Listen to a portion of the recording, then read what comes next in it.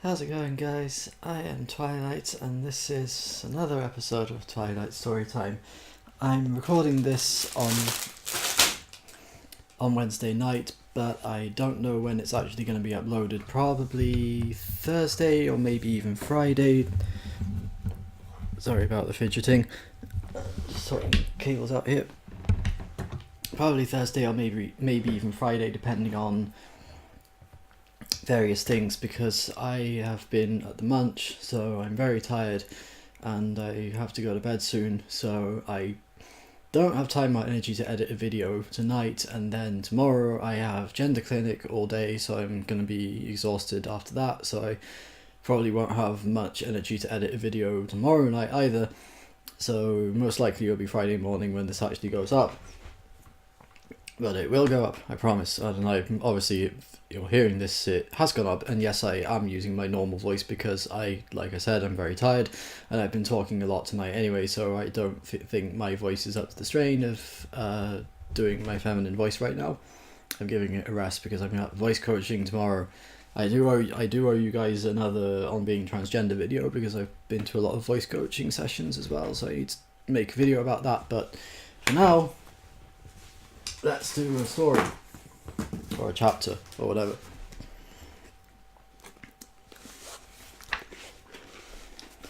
Chapter 11. April showers I hate especially. However non-committally Arthur grunted, the man seemed determined to talk to him. He wondered if he should get up and move to another table, but there didn't seem to be one free in the whole cafeteria. He stirred his coffee fiercely. Bloody April showers. Hate, hate, hate. Arthur stared, frowning, out of the window. A light, sunny spray of rain hung over the motorway. 2 months he'd been back now. Slipping back into his old life had in fact been laughably easy. People had such extraordinarily short memories, including him. 8 years of crazed wanderings around the galaxy now seemed to him not so much like a bad dream, as like a film he had videotaped from the TV and now kept in the back of a cupboard without bothering to watch. One effect that still lingered, though, was his joy at being back. Now that the Earth's atmosphere had closed over his head for good, he thought, wrongly, everything within it gave him extraordinary pleasure. Looking at the silvery sparkle of the raindrops, he felt he had to protest. Well, I like them, he said suddenly, and for all the obvious reasons. They're light and refreshing, they sparkle and make you feel good. The man snorted derisively. That's what they all say, he said, and glowered darkly from his corner seat. He was a lorry driver. Arthur knew this because his opening unprovoked remark had been, "I'm a lorry driver. I hate driving in the rain." Ironic, isn't it? Bloody ironic. If there was a sequitur hidden in this remark, Arthur had not been able to divine it and had merely given a little grunt, affable but not encouraging. But the man had not been deterred then, and was not deterred now. They all say that about bloody April showers, he said. So bloody nice, so bloody refreshing, such charming bloody weather. He leaned forward, screwing his face up as if he was going to say something extraordinary about the government. "What I want to know is this," he said. "If it's going to be nice weather, why," he almost spat, "can't it be nice without bloody raining?" Arthur gave up. He decided to leave his coffee, which was too hot to drink quickly and too nasty to drink cold. "Well, there you go," he said, and instead got up himself. "Bye." He stopped off at the service station shop, then walked back through the car park, making a point of enjoying the fine play of rain on his face. There was even, he noticed, a faint rainbow glistening over the Devon hills. He enjoyed that too. He climbed into his battered but adored old black Golf GTI, squealed the tyres, and headed out past the islands of petrol pumps and onto the slip road back towards the motorway. He was wrong in thinking that the atmosphere of the Earth had closed finally and forever above his head. He was wrong to think that it would ever be possible to put behind him the tangled web of irresolutions into which his galactic travels had dragged him.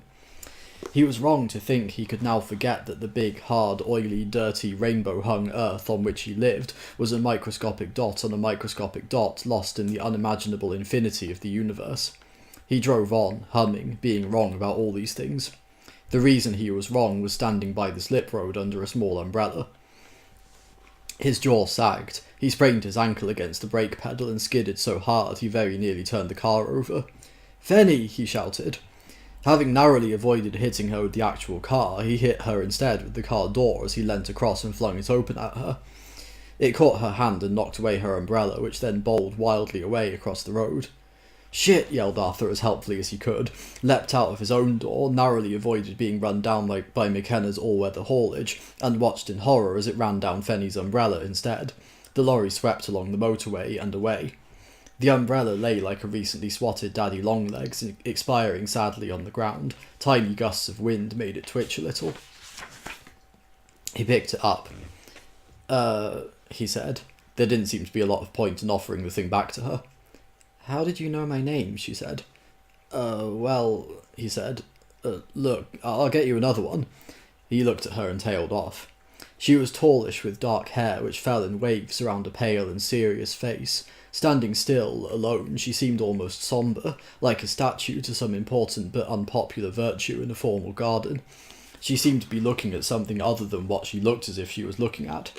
But when she smiled, as she did now, it was as if she suddenly arrived from somewhere. Warmth and life flooded into her face, an impossibly graceful movement into her body. The effect was very disconcerting, and it disconcerted Arthur like hell. She grinned, tossed her bag into the back, and swiveled herself into the front seat. "Don't worry about the umbrella," she said to him as she climbed in. "It was my brother's, and he can't have liked it, or he wouldn't have given it to me." She laughed and pulled on her seatbelt. "You're not a friend of my brother's, are you?" "No." Her voice was the only part of her which didn't say good. Her physical presence there in the car, his car, was quite extraordinary to Arthur. He felt, as he let the car pull slowly away, that he could hardly think or breathe, and hoped that neither of these functions were vital to his driving or they were in trouble. So what he had experienced in the other car, her brother's car, the night he had returned exhausted and bewildered from his nightmare years in the stars, had not been the unbalance of the moment, or if it had been, he was at least twice as unbalanced now, and quite liable to fall off whatever it is that well-balanced people are supposed to be balancing on. "So," he said, hoping to kick the conversation off to an exciting start, "he was meant to pick me up, my brother, but phoned to say he couldn't make it. I asked about buses, but the man started to look at a calendar rather than a timetable, so I decided to hitch. So here I am. And what I would like to know is how you know my name." "Perhaps we ought to first sort out," said Arthur, looking back over his shoulder as he eased his car into the motorway traffic, "where I'm taking you." Very close, he hoped, or a long way. Close would mean she lived near him, a long way would mean he could drive her there. "I'd like to go to Taunton," she said. "Please. If that's all right. It's not far.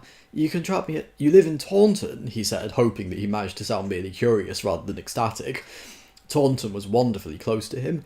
He could... "No, London," she said. "There's a train in just under an hour." It was the worst thing possible. Taunton was only minutes away up the motorway. He wondered what to do, and while he was wondering, with horror heard himself saying, "Oh, I can take you to London. Let me take you to London." Bungling idiot. Why on earth had he said "let" in that stupid way? He was behaving like a 12-year-old. "Are you going to London?" she asked. "I wasn't," he said, but... Bungling idiot. "It's very kind of you," she said, "but really no. I like to go by train." And suddenly she was gone.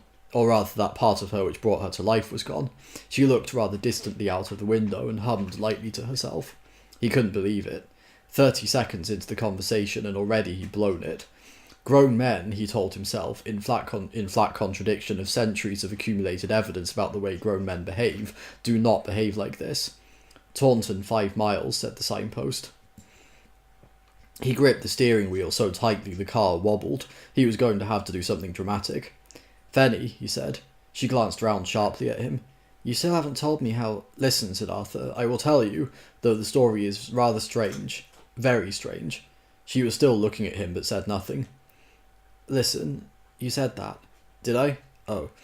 There are things I must talk to you about, and things I must tell you. A story I must tell you which would..." He was thrashing about. He wanted something along the lines of "thy knotted and combined locks to part, and each particular quill to stand on end, like quills upon the fretful porpentine," but didn't think he could carry it off and didn't like the hedgehog reference. Which would take more than 5 miles, he settled for in the end, rather lamely, he was afraid. "Well, just supposing," he said, "just supposing..." He didn't know what was coming next, so he thought he'd just sit back and listen. that there was some extraordinary way in which you were very important to me, and that though you didn't know it, I was very important to you, but it all went for nothing because we only had 5 miles and I was a stupid idiot at knowing how to say something very important to someone I've only just met and not crash into lorries at the same time. What would you say," he paused helplessly and looked at her, "I should do?" "Watch the road," she yelped. "Shit!" He narrowly avoided careering into the side of 100 Italian washing machines in a German lorry. "I think," she said with a momentary sigh of relief, "you should buy me a drink before my train goes." There we go. Short chapter, thankfully.